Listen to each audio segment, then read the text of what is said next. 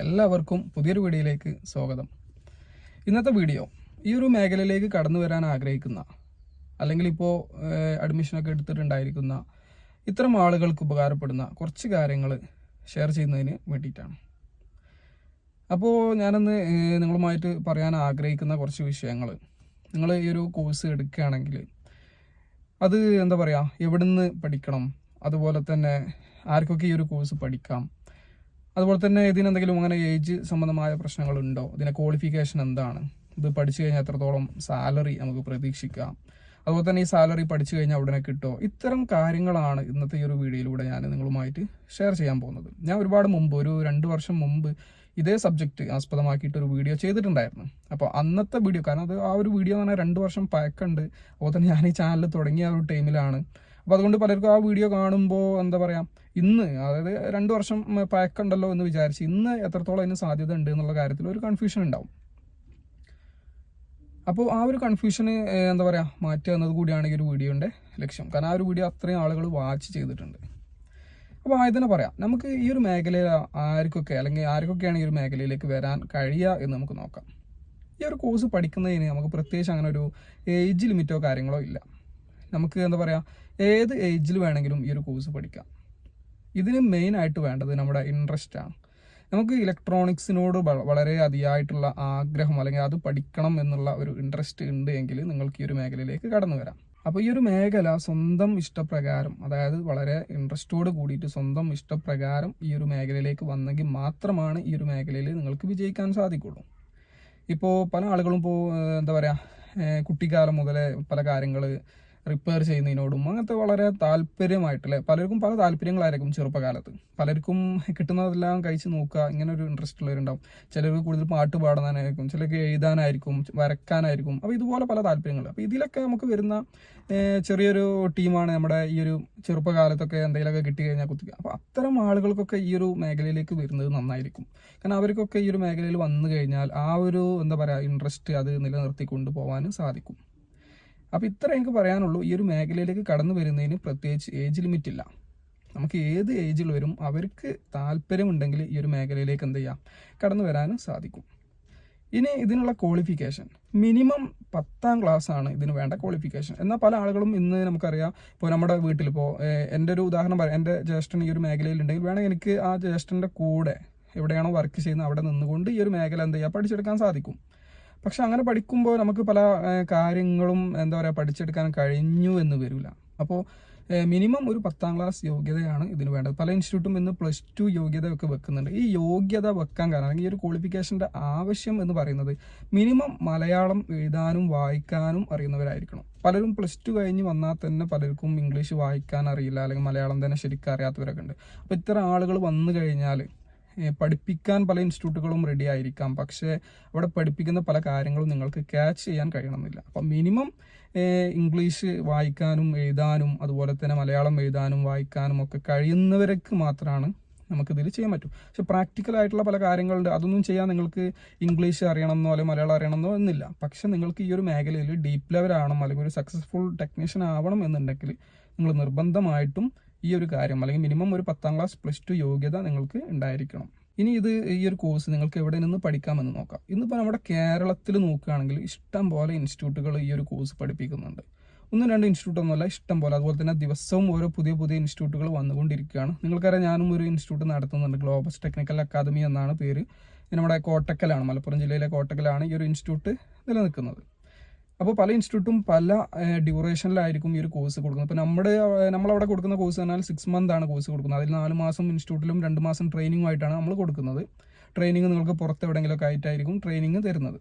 ഇൻസ്റ്റിറ്റ്യൂട്ടിലുള്ള കാലയളവ് പറഞ്ഞാൽ വെറും 4 മാസം മാത്രമായിരിക്കും. അങ്ങനെ ടോട്ടൽ 6 മന്ത് ആണ് ഈ ഒരു കോഴ്സിൻ്റെ ഡ്യൂറേഷൻ വരുന്നത്. അപ്പോൾ ഇത് തന്നെ പല ഇൻസ്റ്റിറ്റ്യൂട്ടിലും നമുക്ക് 1 ഇയർ ആയിട്ടും അതുപോലെ തന്നെ 10 മന്ത് അല്ലെങ്കിൽ 8 മന്ത് അല്ലെങ്കിൽ 3 മന്ത് 1 മന്ത് വരെ എന്ത് ചെയ്യുന്നുണ്ട്, കോഴ്സ് കൊടുക്കുന്നുണ്ട്.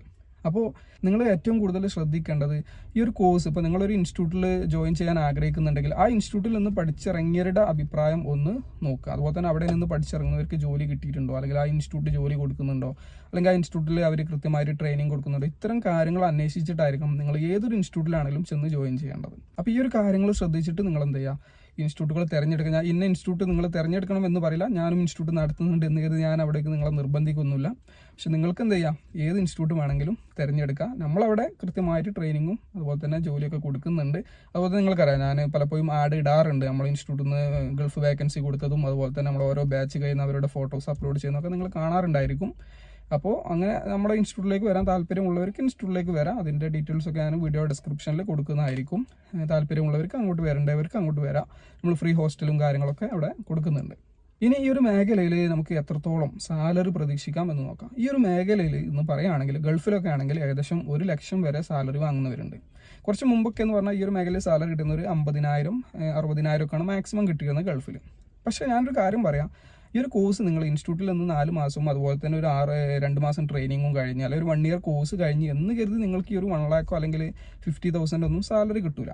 ഈ ഒരു സാലറി ഒക്കെ വാങ്ങുന്നവരോട് നിങ്ങൾ ജസ്റ്റ് ഒന്ന് അന്വേഷിച്ച് നോക്കിയാൽ മതി, അവർ എത്ര കാലം ഈ ഒരു ഫീൽഡിൽ നിൽക്കാൻ തുടങ്ങിയിട്ടുണ്ട് എന്ന് അവരോട് ചോദിച്ചു കഴിഞ്ഞാൽ നിങ്ങൾക്ക് മനസ്സിലാക്കാൻ കഴിയും.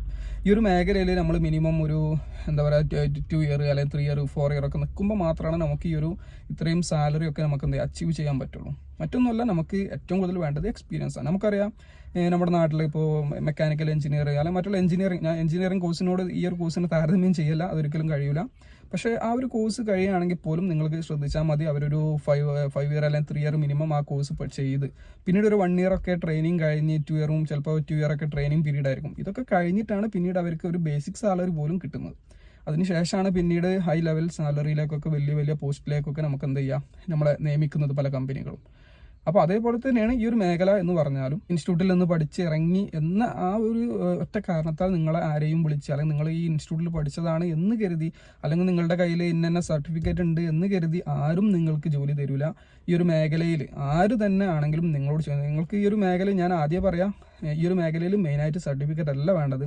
സർട്ടിഫിക്കറ്റിന് അത്ര ഇമ്പോർട്ടൻ്റ് ഇല്ല. പക്ഷെ പലരും നമ്മളൊക്കെ ഇപ്പോൾ കേന്ദ്ര ഗവൺമെൻറ് അംഗീകാരമുള്ള CTDSന്റെ സർട്ടിഫിക്കറ്റ് ആണ് കൊടുക്കുന്നത്. എന്നാൽ പോലും ഈ സർട്ടിഫിക്കറ്റ് ഒന്നും നിങ്ങളോട് ആരും ചോദിക്കാറില്ല. ഇപ്പോൾ ഞാനൊരു ഉദാഹരണം പറയാം. ഇപ്പോൾ നിങ്ങൾ ഈ ഒരു വീഡിയോ കാണുന്നത് നിങ്ങൾക്കൊരു മൊബൈൽ ഷോപ്പ് ഉണ്ട് എന്ന് വിചാരിക്കുക. നിങ്ങൾ എന്തെങ്കിലും പേര് കേട്ട ഒരു സ്ഥാപനത്തിൽ നിന്ന് ഒരു ടെക്നീഷ്യനെ വിളിച്ചു, അവൻ ആ ഇൻസ്റ്റിറ്റ്യൂട്ടിൽ നിന്ന് പഠിച്ചതാണെന്ന് അറിയും. അവനക്ക് പ്രത്യേകിച്ച് ജോലിയോ കാര്യങ്ങളോ ഒന്നും അറിയില്ല, അവനക്ക് വർക്ക് അറിയില്ലെങ്കിൽ പിന്നെ ആ സർട്ടിഫിക്കറ്റ് മാത്രം ഉള്ളത് കൊണ്ട് പ്രത്യേകിച്ച് കാര്യമില്ല. അപ്പോൾ ഇതിന് മെയിനായിട്ട് എല്ലാ ഷോപ്പും ഇപ്പോൾ നമ്മൾ എന്തൊരു സർവീസ് സെൻ്ററിലേക്ക് പോകണമെങ്കിൽ അവരൊക്കെ നമ്മളോട് ചോദിക്കുന്നത് നിങ്ങൾക്ക് എത്രത്തോളം എക്സ്പീരിയൻസ് ഉണ്ട്, അല്ലെങ്കിൽ നിങ്ങൾ ഇന്ന വർക്കുകൾ ചെയ്യുമോ, ഇതാണ് മെയിനായിട്ട് വേണ്ടത്. അപ്പോൾ നമ്മൾ മാക്സിമം വർക്കുകൾ അറിയുന്ന ഒരാളാണ് എങ്കിൽ നമുക്ക് എന്ത് ചെയ്യാം, ഇത്രയും സാലറി പ്രതീക്ഷ. അപ്പോൾ ഇത്രയും വർക്കുകൾ നമ്മൾ എങ്ങനെയാണ് നമുക്ക് പഠിച്ചെടുക്കാൻ കഴിയുക? ഇത് ഇൻസ്റ്റിറ്റ്യൂട്ടിൽ നിന്ന് പഠിപ്പിക്കുമോ? ഇല്ല.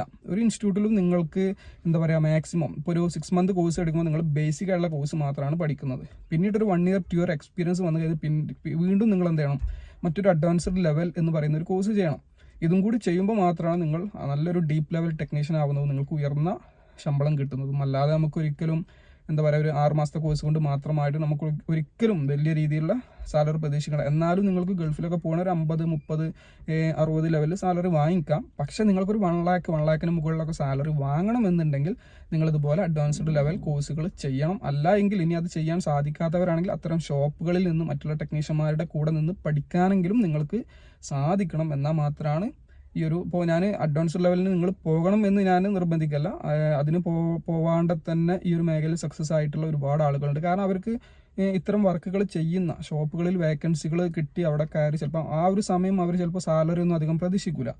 അവരുടെ ഉദ്ദേശം ആ ഒരു ജോലി എങ്ങനെയും പഠിച്ചെടുക്കുക എന്നതായിരിക്കും. അത് പഠിച്ച് ആ ഒരു ടൈം നമ്മൾ അവിടെ സർവൈവ് ചെയ്യാൻ കഴിഞ്ഞാൽ പിന്നീട് നമുക്ക് വരുന്ന ആ ഒരു ടൈമിലൊക്കെ എന്ത് ചെയ്യുക, ഉയർന്ന സാലറി നമുക്ക് വാങ്ങിക്കാൻ കഴിയും. അപ്പോൾ ഇത്രയൊക്കെയാണ് ഈ ഒരു കോഴ്സിനെ കുറിച്ച് പറയാനുള്ളത്. അപ്പോൾ മറ്റുള്ള എന്തെങ്കിലും ഡൗട്ടുകൾ ഉണ്ടെങ്കിൽ നിങ്ങൾ എന്ത് ചെയ്യുക, താഴെ കമൻറ്റ് ചെയ്യാൻ ഞാനതിന് റീപ്ലൈ തരുന്നതായിരിക്കും.